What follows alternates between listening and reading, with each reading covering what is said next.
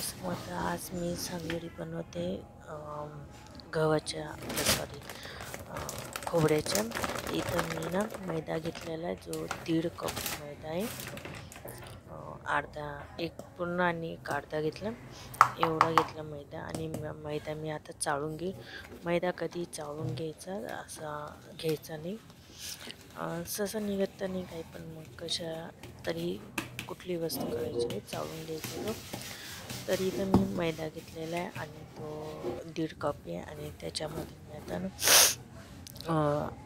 त्याच्यात मी चवीनुसार मीठ आणि थोडंसं नॉर्मल तेल टाकेल आणि ते नॉर्मल कणिक भिजतो तशी भिजून घेऊ. तसं काहीच नाही, नॉर्मल आपण बनवतो तशीच बनवायची. थोडंसं तेल टाकून घेईल आणि तेल तुमच्या हिशोबाने तुम्ही जास्तही टाकू शकता, तसं काही नाही. तेल थंडच घ्यायचं, गरम नाही घेतलं तरी चालेल, थंडच घ्यायचं. आणि नंतर मी हे चांगलं मीठ आणि तेल चांगलं मिक्स करून घ्यायचं आणि त्याच्यानंतर थोडं थोडं पाणी टाकून एक कणिकचा गोळा तयार करून घ्यायचा, जसं आपण नॉर्मल पोळींसाठी भिजतो सेम ते तसंच भिजायचं. आता हे इथं मी ना थोडं थोडं पाणी टाकून हा कणिक मैदा हे करून घे. एक चांगला मऊसर डो आहे, मऊ कणिक करायची, जास्त निंबट नाही करायची, मऊसर करायची, नाही तर मग लाटायला थोडं जड जाऊ शकतो. याच्यासाठी थोडीशी मऊ करायची. आणि हे बघा मस्तपैकी भिजून घ्यायचे. आणि आपल्याला थोडेसे वेगळ्या आकाराचे बनवायचे, ते तुम्हाला मी दाखवेल. म्हणजे थोडंसं वेगळं टेक्निक, म्हणजे नॉर्मल आपण बनवतोच तशी बनवायची, पण मग थोडंसं वेगळं बनवायचं आहे. तर मग हे बघा इथं मी आता चांगला कणिक मळून घेते. आणि त्याला वाटलं तर थोडंसं तुम्ही तेल लावू शकता, म्हणजे हाताला लागणार नाही. पण मग मला काही गरज आली नाही तेल, कारण मैदा हाताला लटकत नाही, तो लगेच निघून जातो, म्हणून काही मला गरज आली नाही. आता इथं बघा मी मस्तपैकी चांगला मऊसर कणिकचा गोळा करून घेतलेला आहे. आणि याला वाटलं तर तुम्ही तेल लावून परत एकदम मळून घेऊ शकता, पण मी काही तेल वगैरे लावणार नाही, थोडंसं लावेल. आणि हे बघा लावणं आपल्या हातात आहे, नाही लावलं तरी चालतं, लावलं तरी चालतं. आणि नंतर मग हा बघा मस्त मऊ आपला कणिकचा गोळा तयार झालेला आहे. थोडंसं मऊ अगर निंबर वाटत असेल तुम्हाला तर तुम्ही अजून मऊसर करू शकता. तर त्यानंतर मग हे बघा इथं मस्तपैकी यावं किती छान मऊ झालेलं आहे, तुम्ही बघू शकता. आणि आता हा आहे ना मी थोडंसं झाकून ठेवून देईल 15 ते 20 मिनटासाठी, जास्त नाही. तर 15-20 मिनटासाठी मी मऊ व्हायला ठेवून देईल साईडला. जास्त वेळ नाही ठेवलं तरी चालेल, ठेवलं तरी चालेल, नाही ठेवलं तरी चालेल, तुमच्या इच्छानुसार. तर आता इथं मी थोड्या वेळ माझा कॅमेरा थोडा तिरपवत होता, म्हणून थोडंसं सरकून घेतलं. आणि इथं मी आता झाकून ठेवून दिलं 15-20 मिनटासाठी. आणि त्यानंतर आपण सारण ते तयार करून घेऊ. ॲक्च्युली सारण माझं तयार आहे, त्याचा व्हिडिओ मी नाही बनवू शकली. तर याच्यात मी खोबरं घेतलेलं आहे, गूळ घेतलेला आहे, काजू बदाम, बस एवढं जे, आणि वेलची आहे, बस एवढं जे. हे मी आधी ऑलरेडी तयार करून घेतलं होतं, फक्त आता हे गरम करायचं आहे मला. अगर तुम्हाला पाहिजे असेल याची रेसिपी तर मला कमेंट करून नक्की सांगा, मी याची रेसिपी तुम्हाला पोस्ट करून देईल. पण काही सोपं आहे. खोबरं आहे, त्याच्यात गूळ किसून टाकायचा, आणि खोबरं बदाम आहे, आणि बस, आणि वेलची पूड आहे थोडीशी टेस्टनुसार. आणि तुम्ही तुम्हाला किती गोड हवं ते करून त्या हिशोबाने. आता हा मी थोडासा गरम करून घेते फक्त, कारण की तो फ्रीजमध्ये ठेवला होता मी, म्हणून थोडंसं नॉर्मल मी गरम करून घेते. आणि त्यानंतर मग तो मी ठेवून देते गॅस बंद, म्हणजे थोडंसं गरम करायचं, जास्त नाही. तरी माझ्याकडून जास्त गरम होऊन गेला होता आणि तो थोडंसं लागला बी होता खाली, पण मग काही एवढं हे नाही झालं, टेस्ट चांगली आली त्याची. आता हे बघा इथं मी सगळं मिक्स करून घेते. आणि या हिशोबाने तुम्ही करू शकता. आणि तुम्हाला याची रेसिपी पाहिजे असेल तर तुम्ही मला तसं कमेंट करून द्या, मी तुम्हाला त्याची रेसिपी पोस्ट करून देईन. तर चला मग आता इथे मी गॅस बंद केला आणि हे मी आता एका भांड्यात डिश वगैरे मध्ये काढून घेईल, कारण जास्त नाही थोडंसं मी बनवायचे मला. ते इथं मी डिशमध्ये काढून घेतले, पण तरी याची भरपूर झाले होते.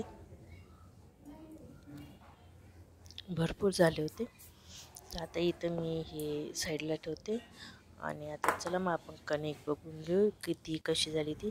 आता इथं मी माझी कणिक एकदम मऊ झालेली आहे, तुम्ही बघू शकता, खूप छान झालेली आहे. आणि त्यानंतर चला मग आता आपण करंजी करायला घेऊ. करंजी मी तुम्हाला बोललीच वेगळेच आपलं थोडेसे वेगळ्या पद्धतीची बनवायची. इथे मी अजून थोडंसं चोळून घेतलं आणि थोडासा गोळा घेऊन त्याच्या छोट्या छोट्या गोळ्याकडे लाटीकडे ते तुमच्यावर तुम्ही लहान मोठी तुम्हाला कशी घ्यायची त्या हिशोबाने तुम्ही घेऊ शकता. मला छोटे छोटे बनवायचे म्हणून मी छोट्या छोट्या घेतलेले. बघा ह्या पद्धतीने इथं मी छोट्या छोट्या करून घेते आणि असे एकदम करून ठेवायचे नाही, थोडं थोडं करायचे आणि मग लगेच लाटायचे, नाही तर मग त्याच्यावर थोडंसं हे होऊन जातं. आता इथं माझ्या ह्या मी तयार केलेल्या आहेत. आता मी ना तुम्हाला लाटून पण दाखवते आणि कसं करायचं तेही तुम्हाला दाखवते.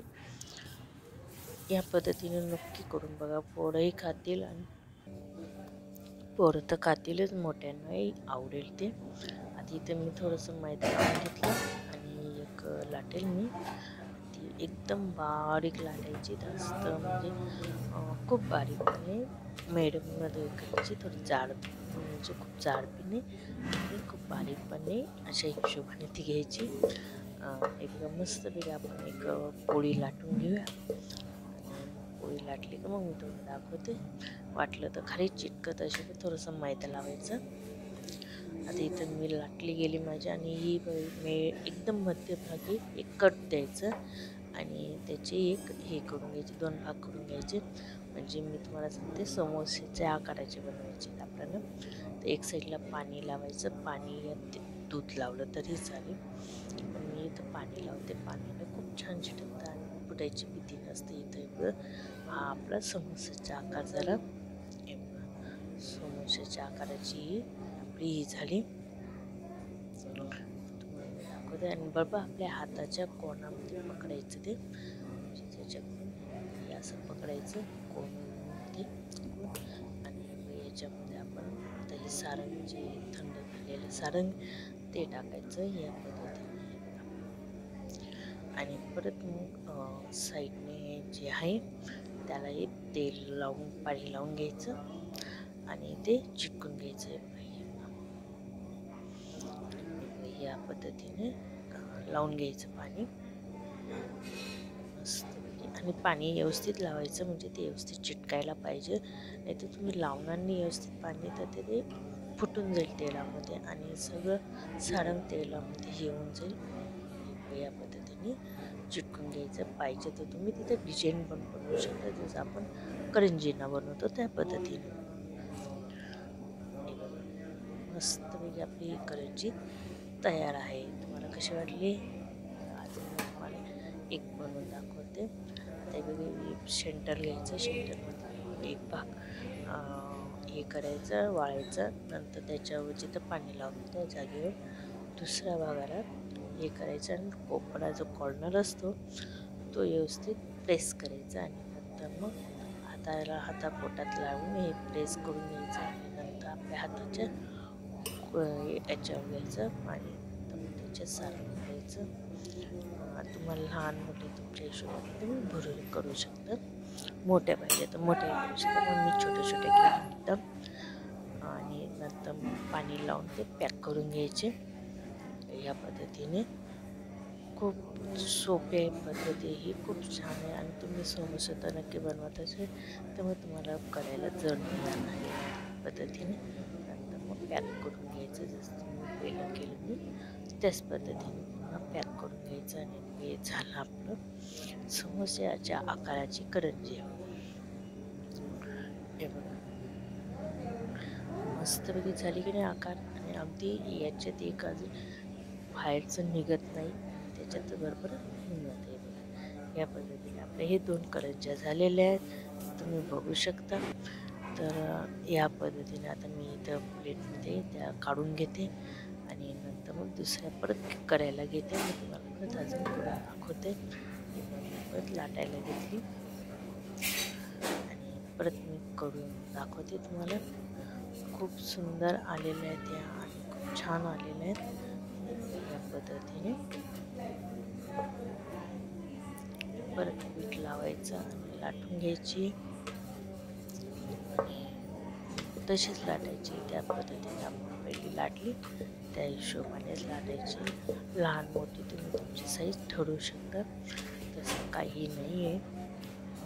मी मोठ्या नाही घेते, छोट्या छोट्या घेते, कारण की पोरांना खायला सोप्या पडतात. मोठ्या खाल्ल्या नाही जात पोरांकडनं. छोट्या छोट्या कशा पटकन खाल्ल्या जातात पोरांकडनं, अगदी छोट्या छोट्या बनवते. आता इथं माझी पोळी बघा बरोबर तयार आहे.